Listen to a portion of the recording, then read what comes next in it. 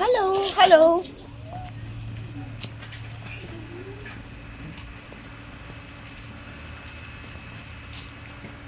So here we have a garden in transition, which is the whole garden really. This has fallen over. It should be erect and tied to something, but it's not. Palms to create visual interest in the long term. They're not very big now, but they will be big later. And under the trees where you can look up and see a canopy. The rain tree, of course, is not indigenous, but I put it there so that we'd get morning shade on the plaza, because it does provide wide-reaching shade. That's why the British brought them from Africa and planted them everywhere.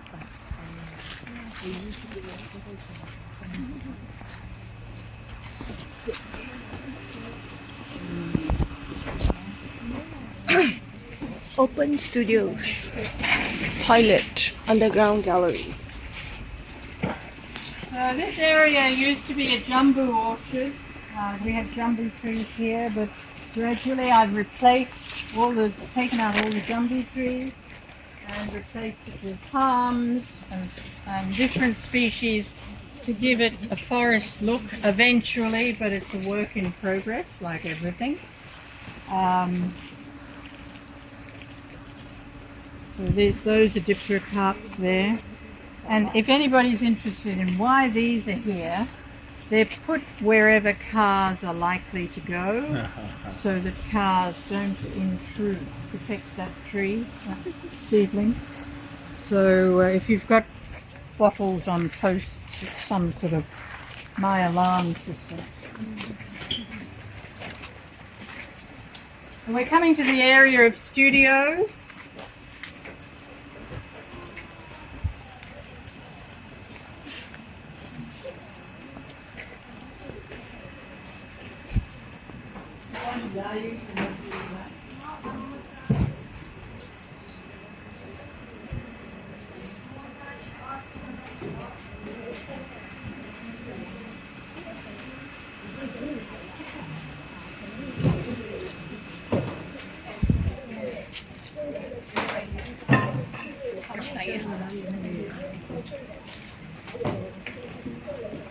Let's wait till everybody comes in before I start.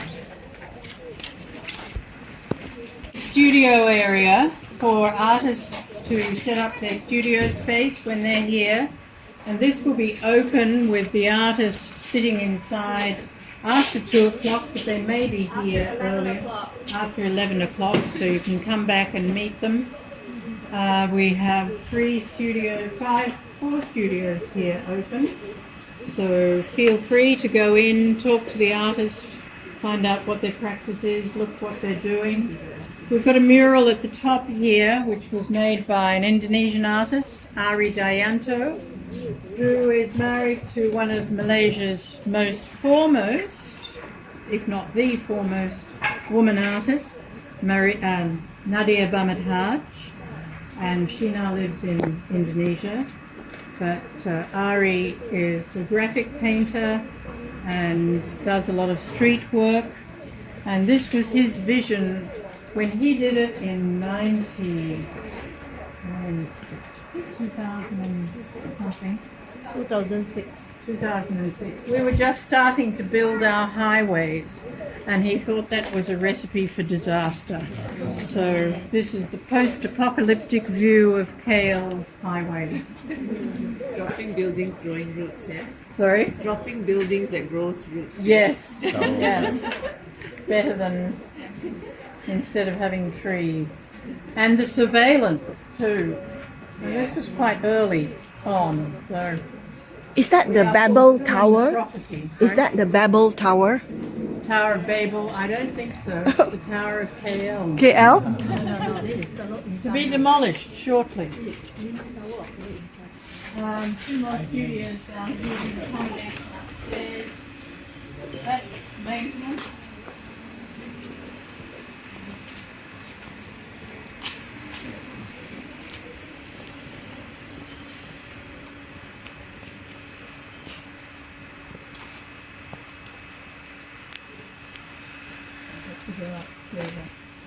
It's difficult getting everybody to follow quickly.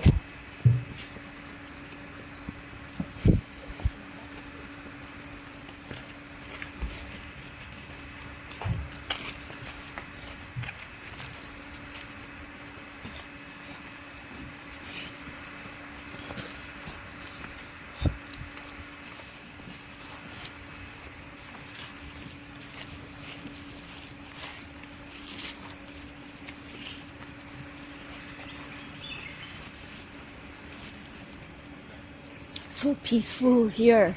Sorry? So peaceful. Love it. Yeah, well, you can't hear the traffic. That's one thing. Wow, you can hear the birds.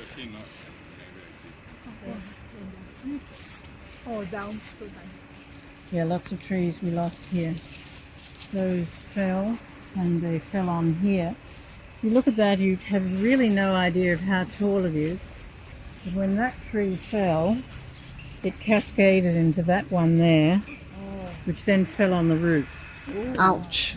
So, but that tree is still alive. So my arborist cut it off at an angle, and he said if you cut the trunk at an angle, you'll stimulate new shoots. And it has in fact recovered. So we've still got that much trunk, but it's just a bit of a bush at the top. This is what I call my Bulatan Plong, because this is Sungai Plong, our kampong name. And most places, like Kapong, are named for the trees that were prevalent in the area at the time. We didn't have any plong trees in the kampong when I came here, but I got these trees from the Orang Asli community up in Kuang. They were asked if they knew what a plong tree was. They said, yes, of course. And they got them for me, and we put them in as a circle to create a sense of place. So we've had wayang kulit shows here, put the pentas at the bottom, and people sit on the grass at night, which is very nice because it's a special space. And also dance performances for Dancing in Place, which is an occasional event where we have dancers come and perform, do site-specific performances. Sculpture by Ahmad Osni Pei, same guy who did the sculpture at the front gate. Can I have the name again, please, Angela? Ahmad Osni Pei. Sorry? Osni, O-S-N-I-I, P-E-I-I. Osni Pei.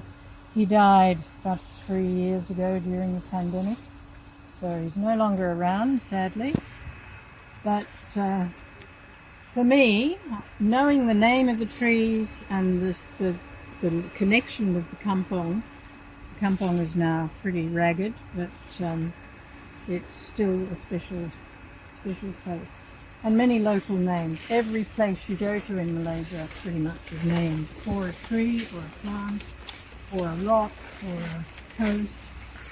So it's the geographical character of the land. This was a tree that fell over in that storm. It was a plong tree, and it is shooting again. It's got sprouts. But we left it here because it became a habitat for nesting. No, not nesting termites. Bird. No, it's a bird that likes a clay shelf to dig a hole in and build a nest. This is the plong tree. This is the plong tree that So fell Plong is over. named after this tree. But we left the tree here because the birds can excavate holes and then lay their eggs. The ones with pointy wings and fly. My brain. Just be careful where you walk. There's lots of roots.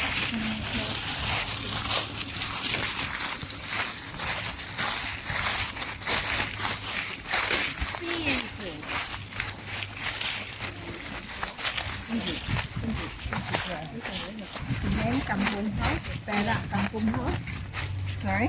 Perak Kampung House. Well, it's not a townhouse actually, it's in Georgetown. But I'll talk about that in a minute when everybody can The hear. name Georgetown. The name. You're from Georgetown? I'm from Penang. Right. You recognize? Your old start Marina Tan.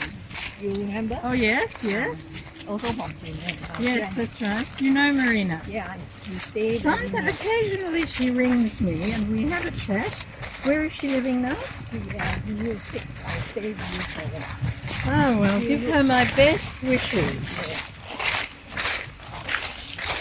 I'm terrible at keeping in touch with everybody. This is not a good situation. I'll stand in the shade where I can.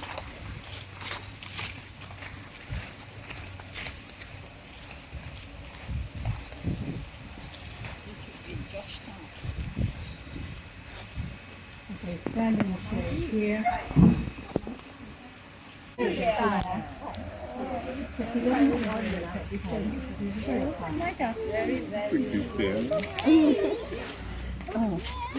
Oops.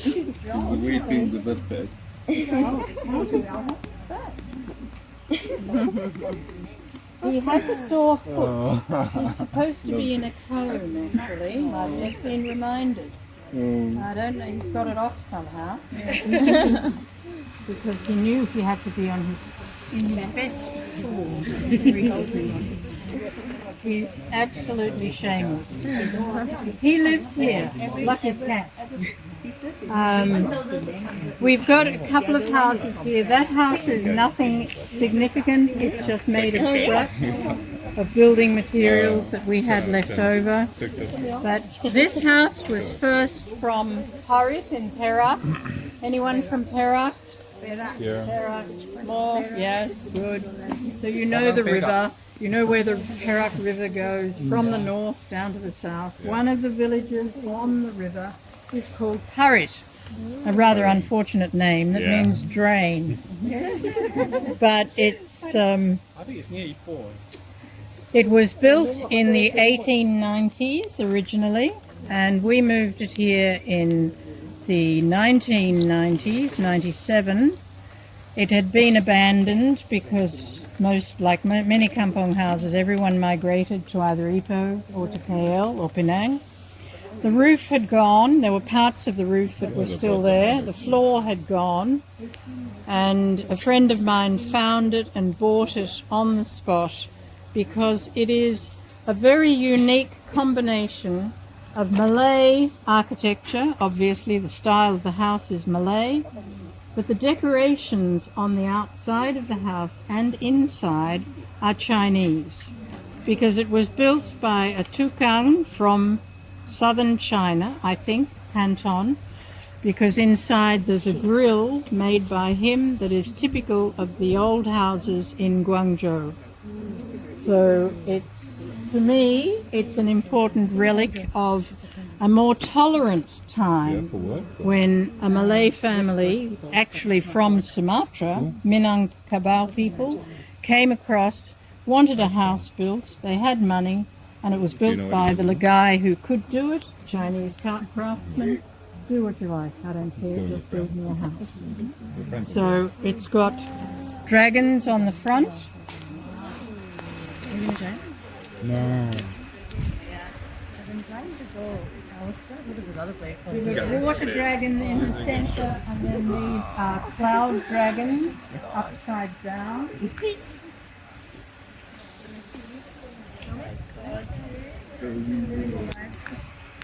And here we have a little foo dog and pictures of bamboo and birds and flowers. The colour has faded over the last 30 years, needs retouching. So silakan masuk. Tapi mesti buka kasus dulu. Come inside. I do.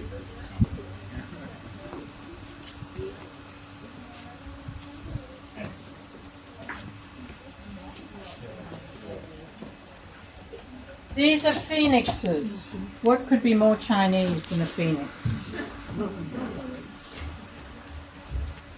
Typical doorway, Chinese again. Step over into the house.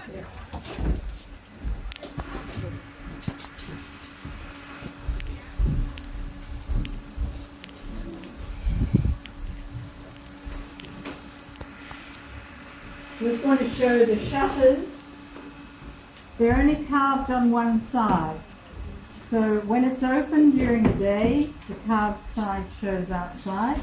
When it's closed at night, you can see the carving inside the house. So originally it was the other way around. So when it was open during the day, it was the plain side. But he just decided to reverse it so that it's more practical. These are seeds. Where are the children? There's only one couple of children. These are Dipterocarp seeds. And this is a Heritiera seed, which also has a wing. And if you drop this, it spins. Oops. Don't break the light, Angela. But the reason for this, or not the reason, the plant has evolved with this characteristic that enables the seed, which is quite heavy when it's fresh, because it's a big seed, it will travel with the wind. So it's carried by the wind away from the mother tree. So rather than dropping straight down and germinating underneath the mother tree where it won't survive, it's dispersed further afield. So the Dipterocarps have, Dipterocarp means two-winged, but quite a lot of other seeds like this Heritiera also have wings that enable the thing to blow away from the parent plant for purposes of survival. The material, all this 100% from Kerala. No, yeah, it was originally, but we had to put it in a new roof and ceiling and new floor. The floor came from another old house in Perak, yes, but I can't vouch for the material for the ceiling. And the wooden shingles originally would have come from Sumatra, from Belian trees that only grow in Sumatra and Borneo. We got these from Borneo, from Sarawak. So when we re-roof the house, you have to get new shingles. So it's all wood, the whole house, but it's not made without nails. It's not that type of architecture. It's made with nails, and it's got quite a lot of colonial influence. When you look at the balustrade, it's very typical of a lathe-turned post with decorative items. But look at that. Bukan Melayu. Ini juga bukan Melayu. It's dragons, it's bats. There was nothing in these walls. He just decided to put the wicker work. But recently, a tupai has invaded and decided that wicker is very good for making nests. So bit by bit, it has been removed. So I apologise for that.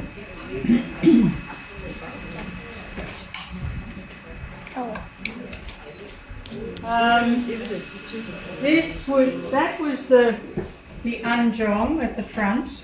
So originally there was no furniture in the house. It was just sitting on the floor on a mat. So the windowsill is quite low.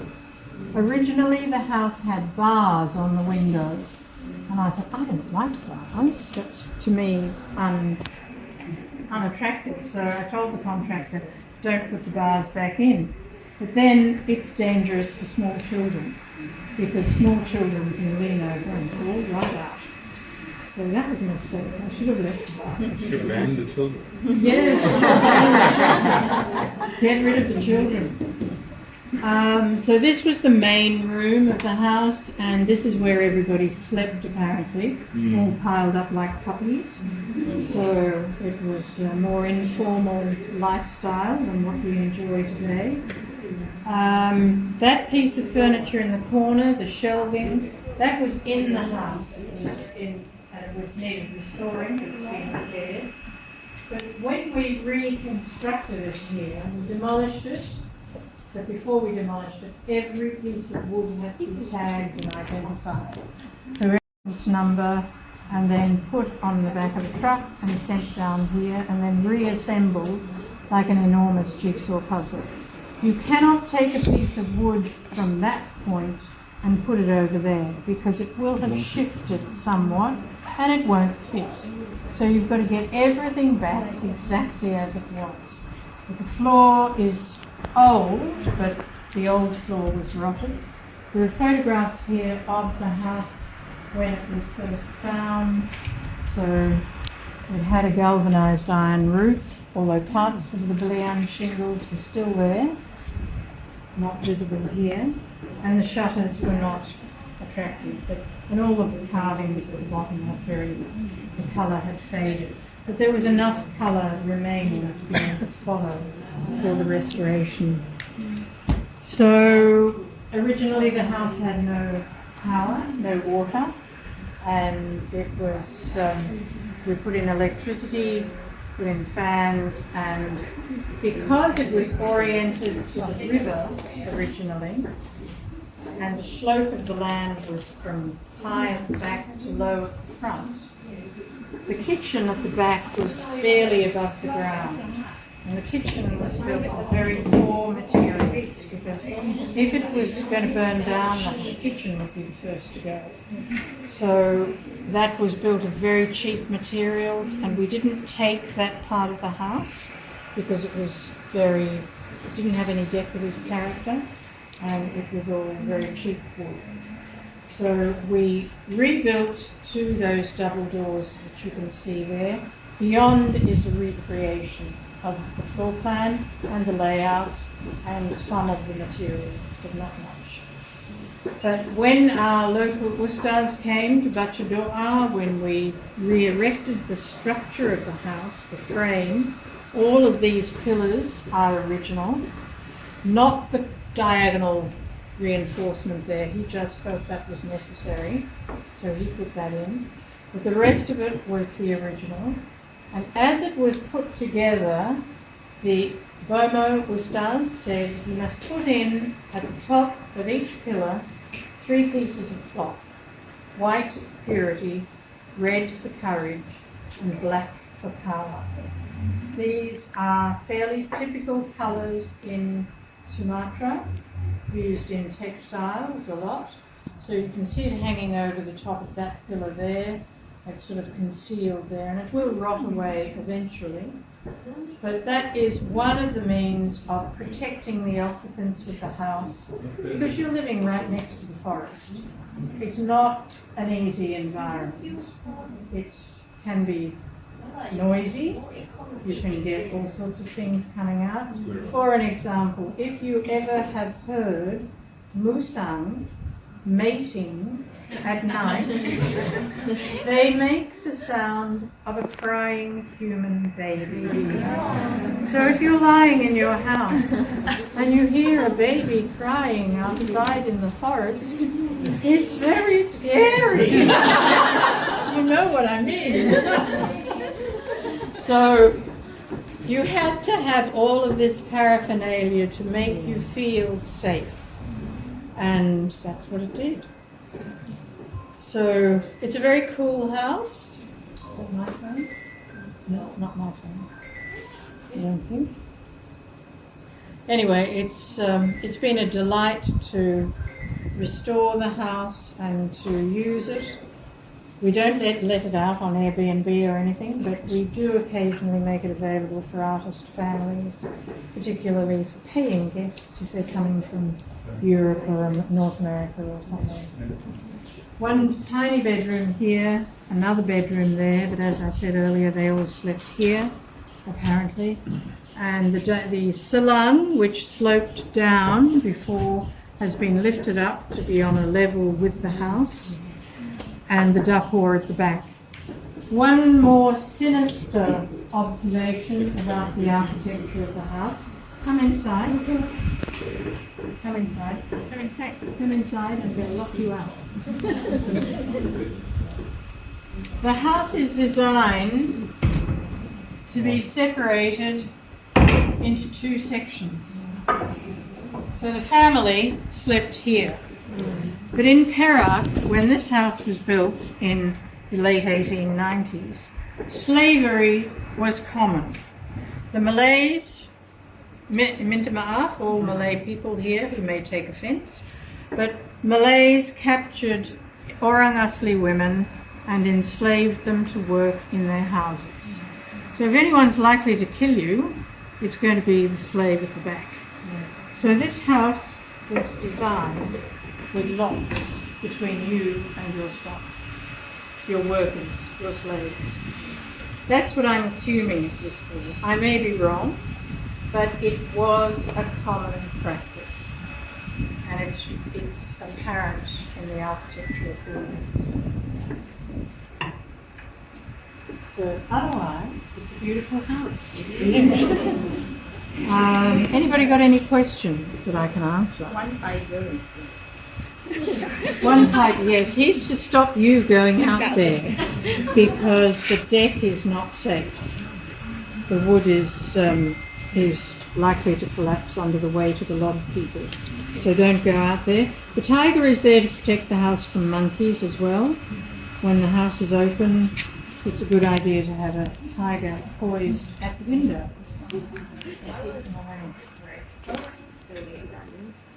It was abandoned because there was nobody left to live in it. Everybody migrated to Ipoh or to Penang or KL. And that's happened in kampongs everywhere. There are empty houses. A lot of people are now going back, older people. There was a gentleman I was talking to, the gentleman in the hat. He's now living Balik Kampong, although it's not. Is Slim River your kampong? No, I was from Ipoh.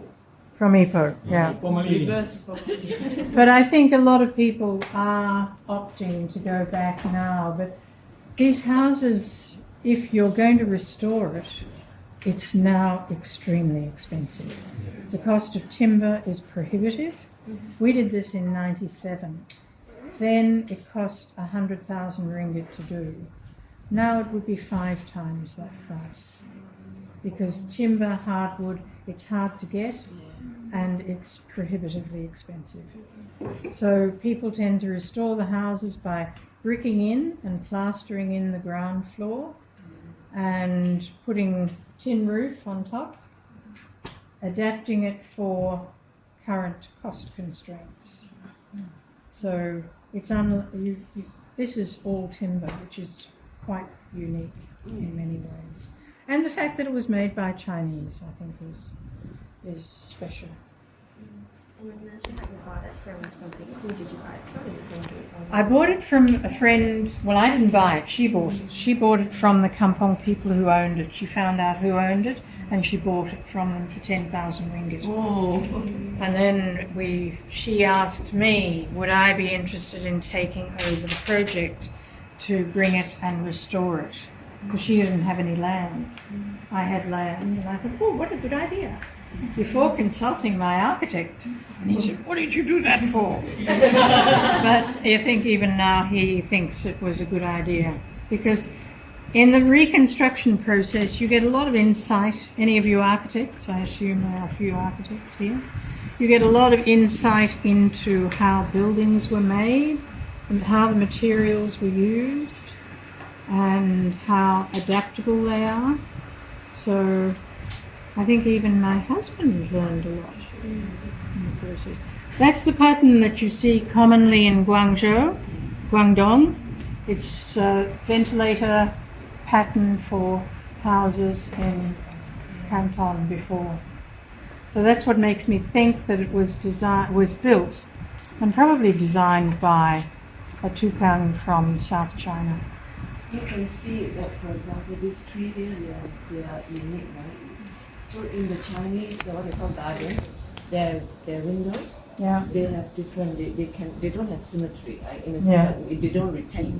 So you see that there. So that's very Chinese. Actually, that is not the original, Yeah. which we had locally made by a local craftsman who I think was Malay.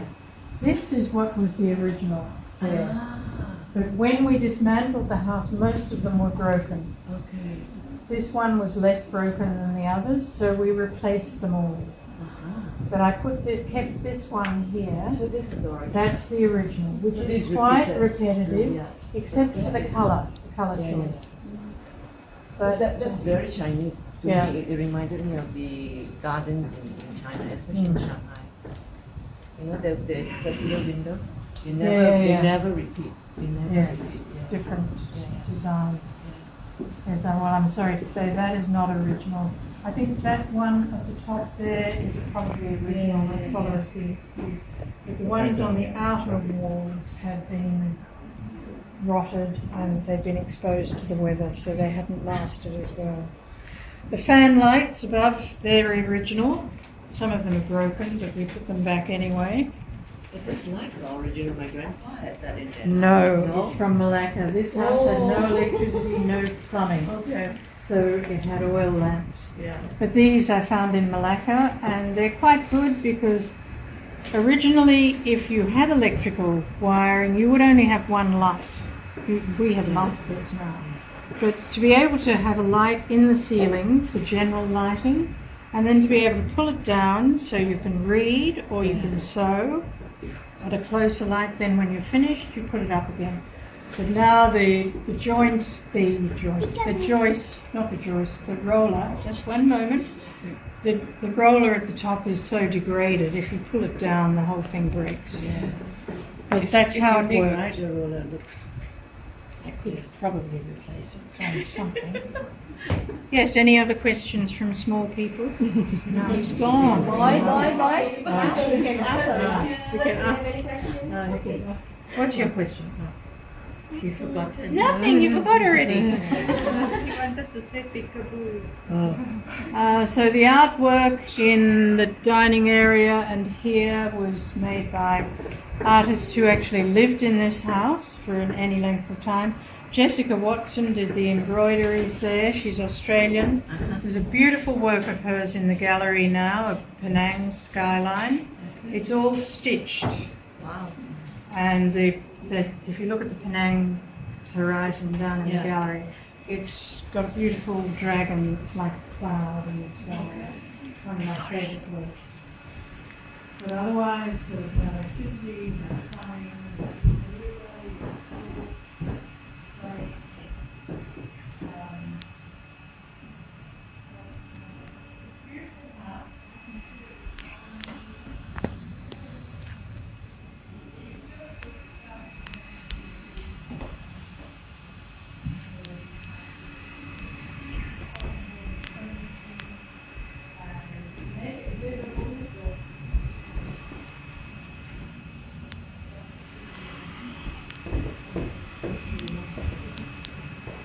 Okay, wander around, and I will leave you here. Oh no, we've got the Penang house. Penang house.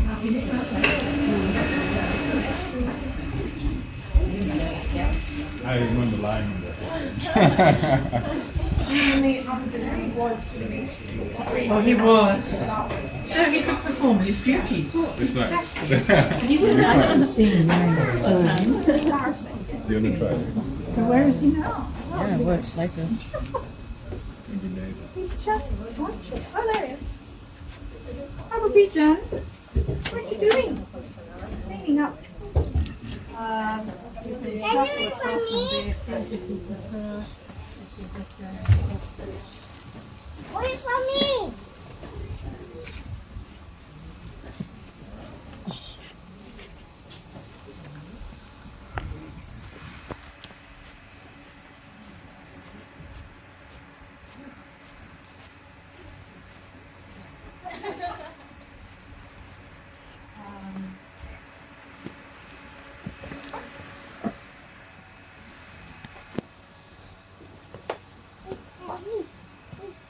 Oh, you've got our butterfly sheet. Those are all our butterflies that we have at Rimbun Dahan. My daughter, who when she was your age, was very interested in natural history and still is. So she goes around looking at birds, at dragonflies, at butterflies, and we've got data for everyone to enjoy. This house, wait for everyone to come. You can shuffle across and leave your shoes. Don't bother with any complicated lacing up.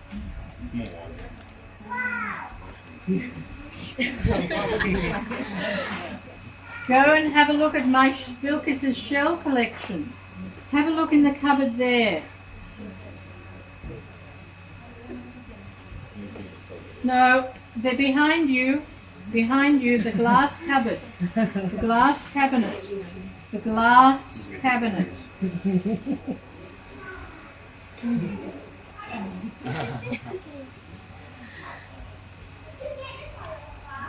can just shuffle across, bring your shoes or not. Did you see all the shells? The last one have to off the light. No need. We leave it open for the day. This way, open for the whole day. Okay, this house is from Penang, from Georgetown, from Jalan Perak, which is near the hospital, Georgetown Hospital, and it was occupied by a doctor who lived here with his family. I used... Sorry? John is from Peppa Pig. Ah. Okay, thank you for sweeping. What was I saying? Yes, Dr. Tan and his family. I had a photograph of them. We did an ad shoot here, and then when they were cleaning up, they took the photograph with them, and I lost it, which is very annoying. But the house was from Georgetown, and this was originally the carport, the portico, and there was a very tight set of steps coming up. So he just again decided there's no car parking here, so make a more relaxed entrance where you can walk up the steps and rest before you go inside the door, or rest before you leave. So the tiles are from Vietnam, and caustic tiles, which we used in a previous project in Penang. They weren't originally here though. So but the style of the portico is pretty much the same, but it was much steeper. Silakan masuk lagi. Also, the glass is very typical of the era. We've got two types of glass here, two patterns, and it avoids having to have curtains in a house because it does block the view. And the landscape marbles were my idea. It was originally just round hole. I thought that looks fair. I wanted to put something there that looks more Chinese. So a friend of mine did that for me.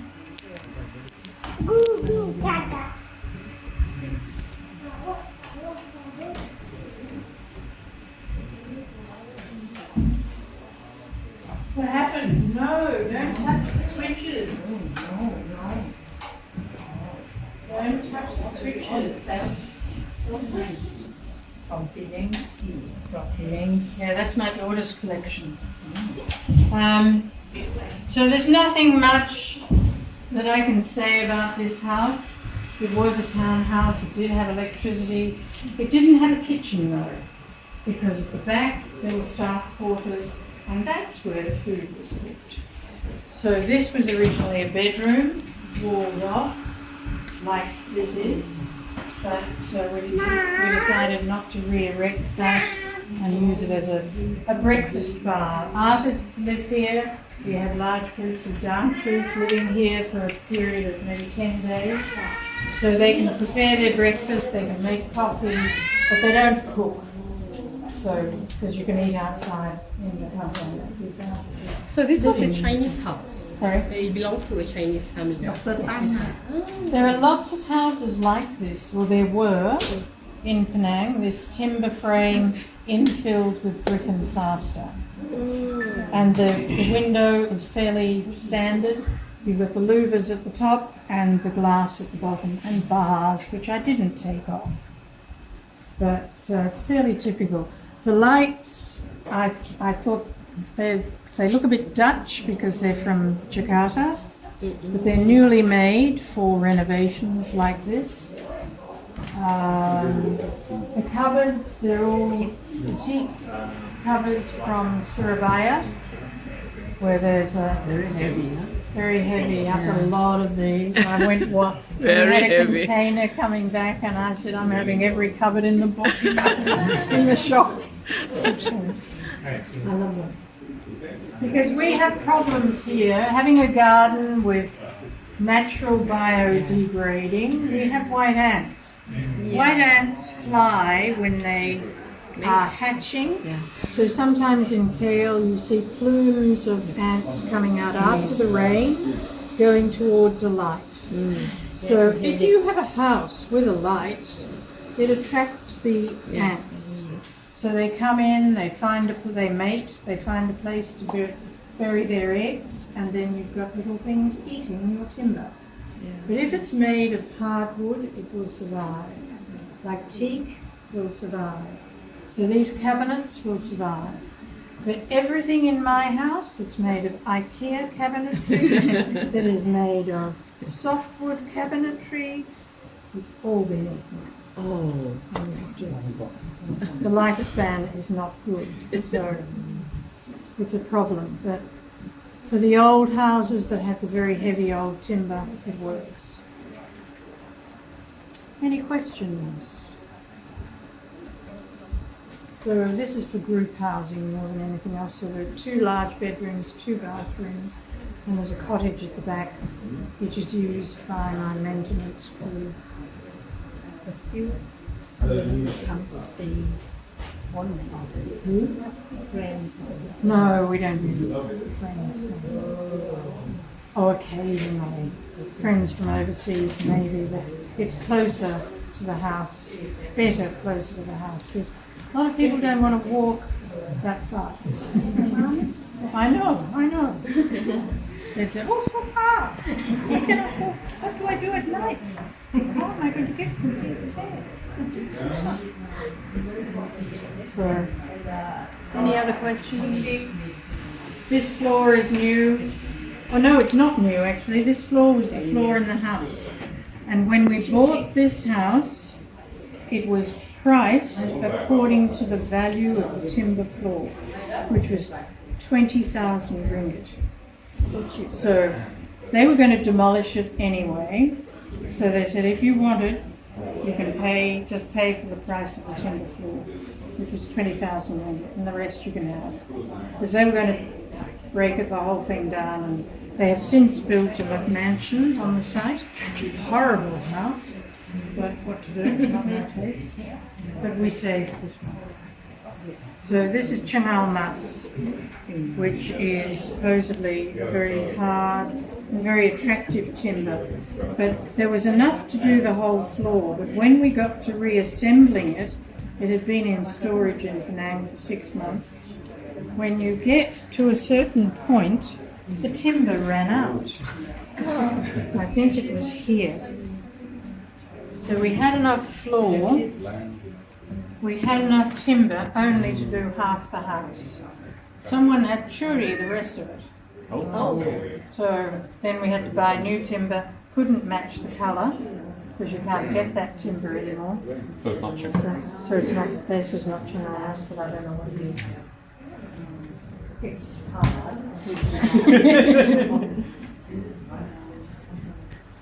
Okay, so if you'd like to go, you've still got the studios to visit and the gallery to visit. And if you want to lepak down by the swimming pool, please feel free. And if anybody wants plants now, I will go back to the herb garden and dig up some things for you if anybody wants them. Okay? You're most welcome. Thank you for coming.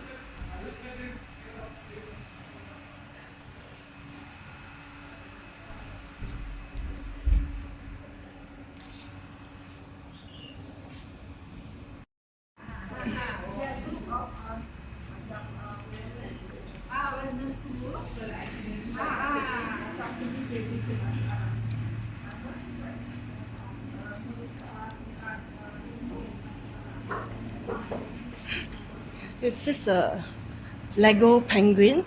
How cute.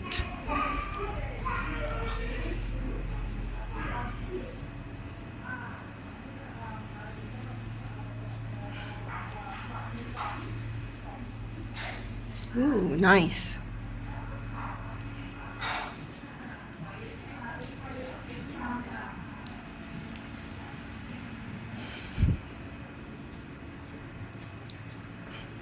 It's a 3D one.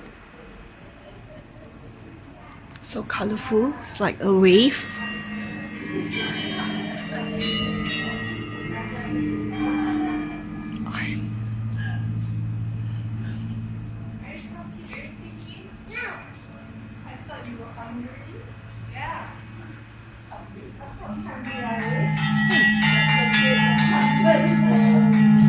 Some musical instruments.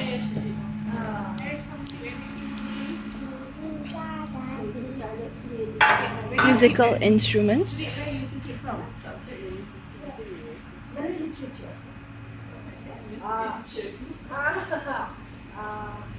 Not that many actors.